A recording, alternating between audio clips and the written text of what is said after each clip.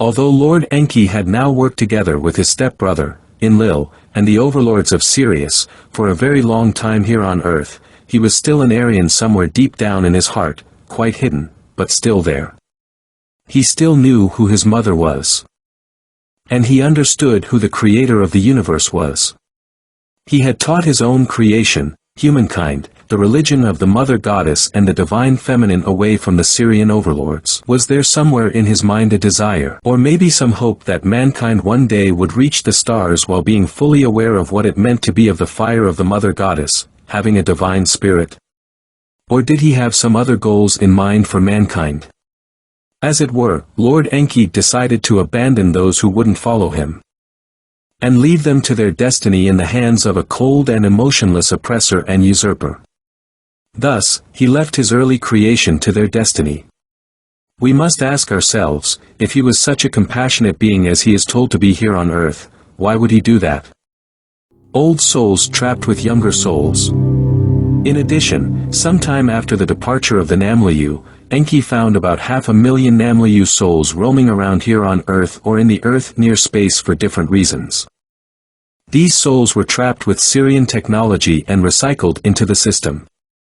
They are still here today, reincarnating in human bodies, often being wise souls, sometimes teachers, philosophers or artists, but equally trapped.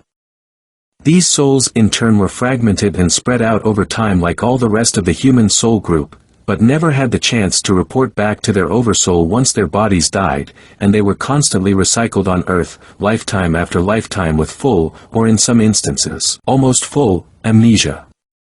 The rest of humanity have oversouls as well, but these oversouls have no real memories of life in the stars, because the oversouls never got to experience the stars. They were created, and are still created, as a product of memories and experiences of an individual's experiences from lifetime to lifetime, and are growing in wisdom with time. Experiences gathered in a cloud which becomes each person's oversoul, to which they are supposed to report back after each lifetime and let the soul fragment merge with, but just like the Namlú'u, they never get the chance to do so. Instead they are seduced into going into the tunnel of light after death and be recycled into the Sirian system in order to be vampired on even more. Is the reader starting to see the dilemma? Each person's oversoul is kept away from the Earth vicinity, outside the grid, so when we die, we instinctively move towards the oversoul, but are distracted on the way. Our guides say, "Come this way. Go into the light with me and everything will be alright. You will meet your relatives, friends, and you can rest." How many do you think fall for this when they come out of the body from a lifetime, having full amnesia, except from the most previous life, not knowing where to go?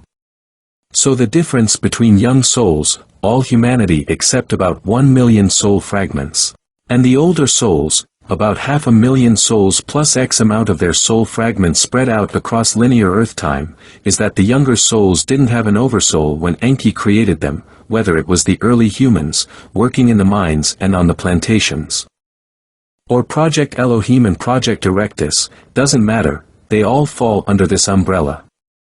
All these souls built their oversoul as they went along, and memories only include Earth memories, because they haven't been anywhere else. The majority of today's Homo sapiens fall under this category.